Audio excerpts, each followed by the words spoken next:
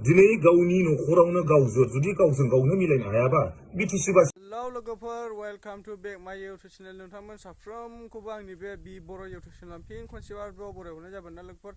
नोंथांमोननि सिगाङाव दिनै गोदाननि आपडेट लाना फैदों आरोना लोगोफोर नोंथांमोना भिडिअखौ मोजां मोनोबा नायलांबाय थाबानो जाबाय ना लोगोफोर बयखौबो खुलुमनाय थाबाय सिगाङाव दिनै आं मोनसे भिडिअ लाना फैनाया बेनो जे दिनै जे दिनै रिसेन्टलि सासे जोंनि माबानि UPPL नि MCLA दिलीप बर' बिथांनि जे दिनै भाइरेल जागासिनो सासे गथ'जों हमजानाय थारमाने आं बुंनो साननाया बेसो मानसियाथ' हमजाहैबाय खिन्थु माबोरै हमजाखो दा मेन खोथाया जाहैबाय जोंनि अनुभबानो ओरैबायदि जादों बेखौथ' गावसिनिनो मानसि नङाबाथ' रावबो मिथिया सोर बहा थांदों बे MCLA बहा थांदोंमोन माबोरै बे रुमाव थाहैदों सोर खोन्था हरखो माबोरै हमजाखो बहुद खोथा थागोन बेवहायथ' रावबो बिनि सुथुराथ' बेखौ होसोबाय थाया सोरबा मा मोनसे निश्चय गावजोंनो सुथुर दंमारो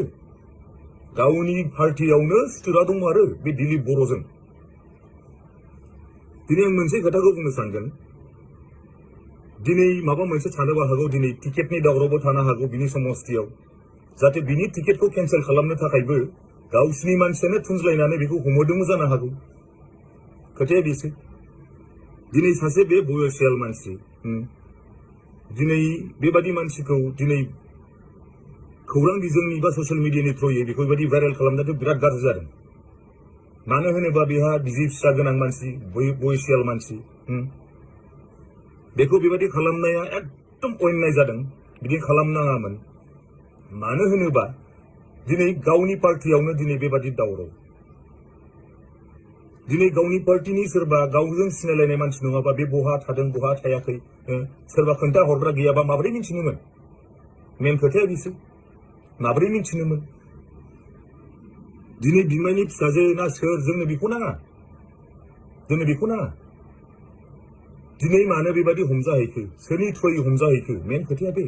होमबा साननानै नाय गावनि पार्टियावनो गावसोर माबादि गुलाय गुजाय जानानै दं दिनै टिकेटनि थाखायबो दावराव जानो हागौ बियो सोरबा बिदोंबो जानो हागौ बे समस्थियाव बहुद खोथा थागोन दिनै गावजों गावनो जुदि बेबायदिबा होमबा पाब्लिकखौ मा सामलायनो रायजोखौ मा नायनो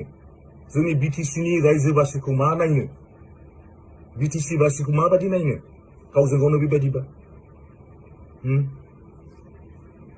नोंथांमोना मा साना आं मिथिया खिन्थु दिनै बेबायदि बयसियाल मानसिखौ बेबायदि खालामनाया गाज्रि जादों हमैबाय माबा मोनसे रायलायलायनानै सल्युसन खालामगोन इनकेस जुदि माबा मोनसे जायोबा लाजिनानै जुदि मानसिया बेथ' बहुद लाजिथाव जादों नोंसोर साननानै नायनांगोन मानसिखौ हमबाय मोजाङै माबा खालाम नोंसोरथ' बिदि खालामनाङामोन दिनै गावनि नखरावनो गावजों जुदि गावजों गावनो मिलायनो हायाबा बिटिसि बासिखौ मा नायनो रायजोखौ मा नायनो बेबायदि गुलाय गुजायजों सरकारबो सालायनो हाया